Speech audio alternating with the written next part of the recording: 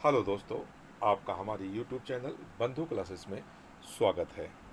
उत्तर प्रदेश दैनिक समसामयिकी 9 जून 2024 से बनने वाले कुछ महत्वपूर्ण करंट अफेयर्स के प्रश्नों को देखेंगे।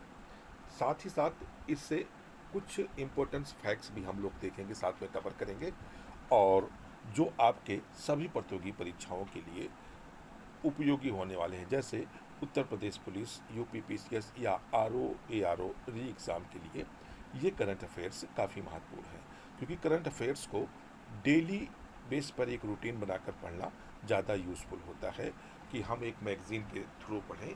इससे है कि डेली कुछ ना कुछ हम करंट अफेयर्स के बारे में जानते रहें, तो उन्हीं सबको ध्यान में रखकर यह वीडियो बनाया जाता है। तो आइए आज की वीडियो का पहला प्रश्न देखते हैं। और पहला प्रश्न है, हाल ही में किसे हिंदी साहित्य भारती पुरस्कार मिला है? अश्विनी चिन्नप्पा, कृष्णा प्रकाश, उमा शंकरी या मेघना अहलावत? तो हिंदी साहित्य जो भारती पुरस्कार है 2024 वाला, इस बार कृष्णा प्रकाश को उनकी सेवाओं के लिए इस पुरस्कार से उन्हें सम्मानित किया गया है।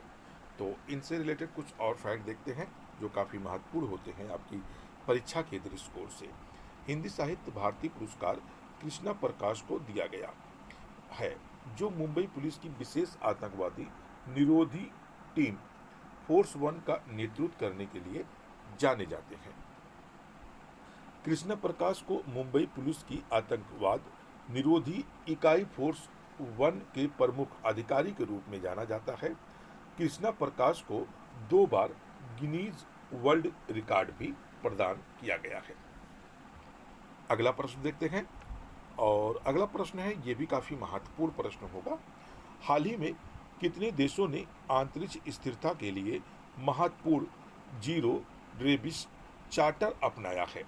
8 देशों ने, 11 देशों ने, 12 देशों ने या 16 देशों ने?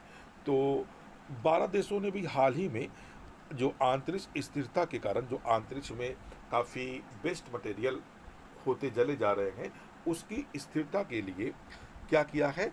जीरो डेविस चार्टर अपनाया है। तो जीरो जो डेविस चार्टर है, या अभी हाल ही में 12 देशों के द्वारा अपनाया गया है। तो इससे महत्वपूर्ण कुछ और फैक्ट देखते हैं। 12 देशों ने यूरोपीय स्पेस एजेंसी यानी स्पेस काउंसिल में जीरो डेविस चार्टर अर्थात सुमन मालवा चार्टर पर हस्ताक्षर यानी एक तरह से सिग्नेचर किया है, जिससे पृथ्वी की कक्षा में मानवीय गतिविधियों की दीर्घकालिक स्थिरता के प्रति उनकी प्रतिबद्धता को सशक्त हुई है। यानी उनकी प्रतिबद्धता को एक तरह से कहा जाता है, दर्शाता है कि हम लोग क्या है, अंतरिक्ष में जो बेस्ट मटेरियल है उसको कम से कम क्या करेंगे, फैलाएंगे। 2023 में स्पेस के सेविले में आयोजित यानी एक तरह से कहा जाए यूरोपियन स्पेस एजेंसी यानी आंतरिक शिखर सम्मेलन में प्रस्तुत किए गए जीरो डेविस चार्टर का लक्ष्य वर्ष 2030 तक अंतरिक्ष में मलबों के संबंध में तटस्थता यानी स्थिरता प्राप्त करना है। इन देशों में कौन कौन से देश हैं जिन्होंने ये समझौता यानी चार्टर एक्ट को अपनाया है?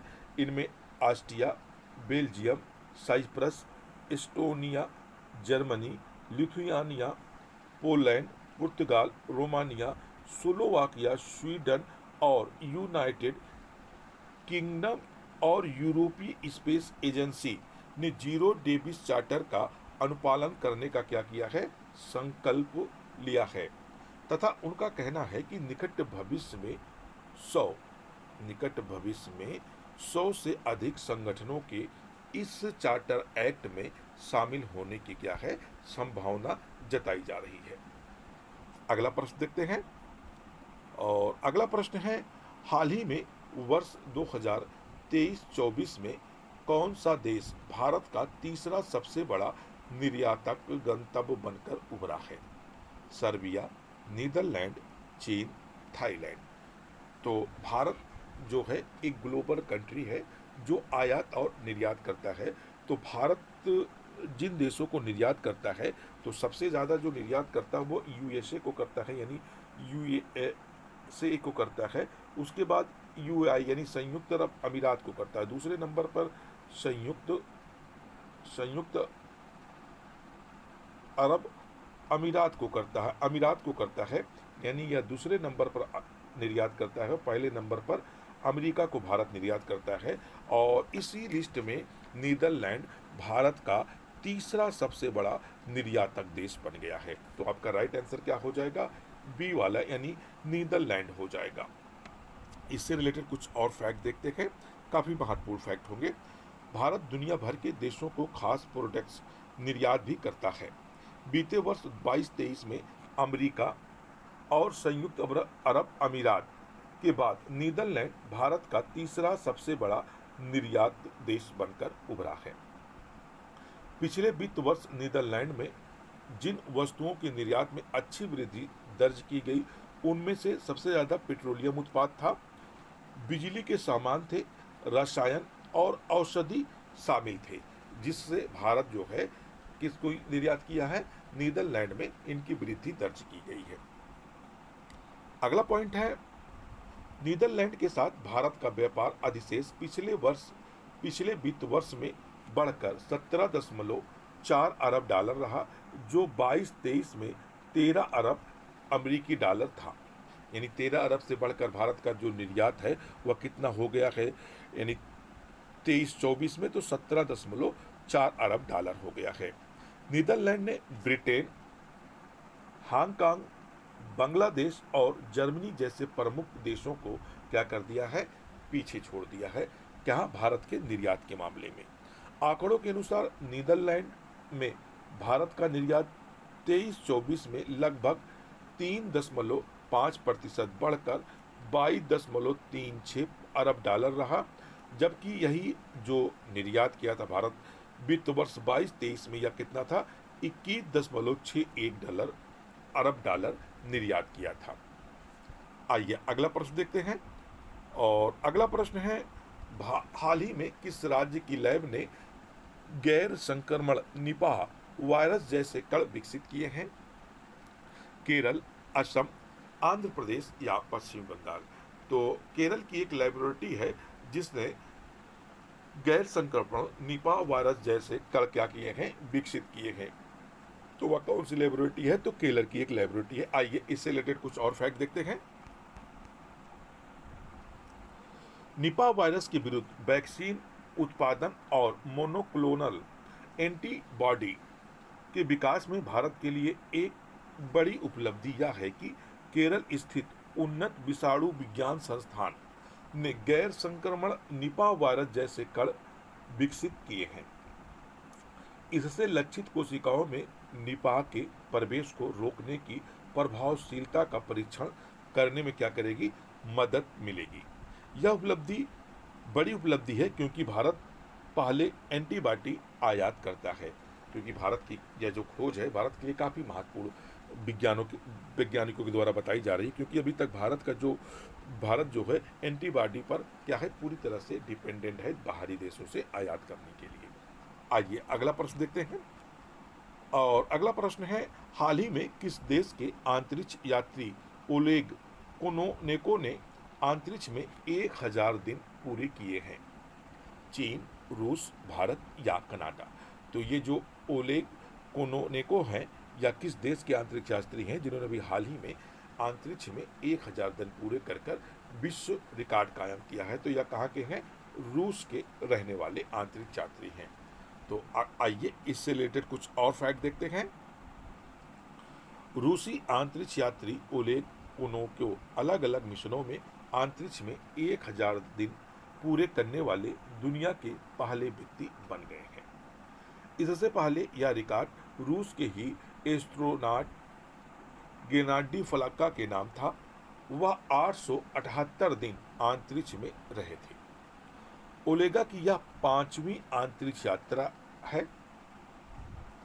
और अगला पॉइंट है, वह 3 बार इंटरनेशनल स्पेस स्टेशन के कमांडर भी क्या हैं? रह चुके हैं।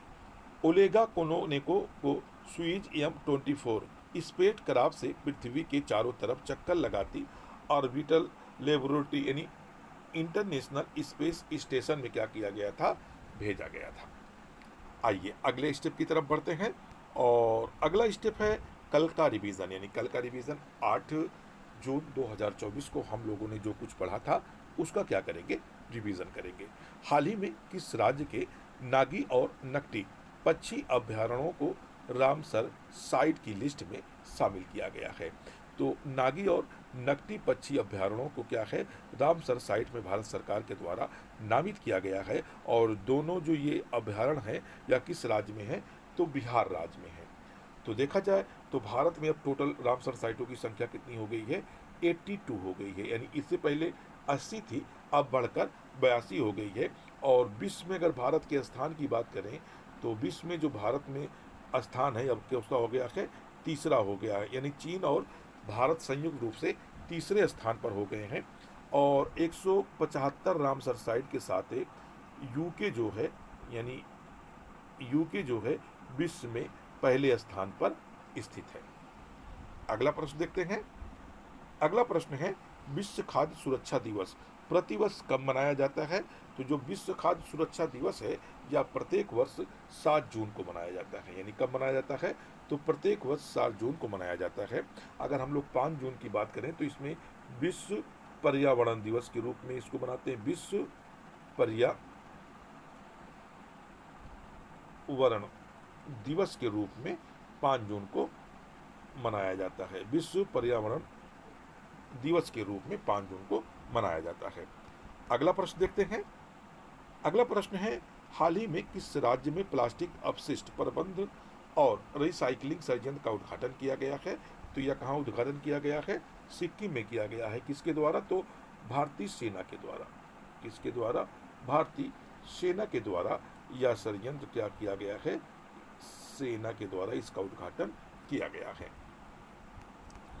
अगला प्रश्न देख लेते हैं। अगला प्रश्न है मौद्रिक नीति समिति ने किस दर पर रेपो रेट को लगातार 8वीं बार अपरिवर्तित रखा है?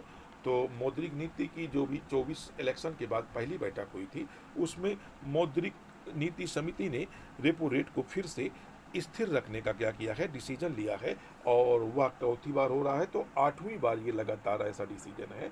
यानी 8वीं बार 6.50% रहने के लिए मौद्रिक नीति समिति ने सहमति जाहिर की है। अगला प्रश्न देखते हैं। और अगला प्रश्न है कर्मचारी राज्य बीमा निगम के महानिदेशक का अतिरिक्त प्रभार किसे दिया गया है? तो यह अतिरिक्त प्रभार किसे दिया, कमल किशोर सोन को दिया गया है। तो दोस्तों अगर आपको वीडियो अच्छा लग रहा हो तो वीडियो को लाइक कर दीजिएगा, शेयर करिएगा, और चैनल पर अगर नए जुड़े हो तो चैनल को सब्सक्राइब कर लीजिएगा। फिर मिलते हैं नेक्स्ट वीडियो में, जब तक के लिए धन्यवाद। जय हिंद।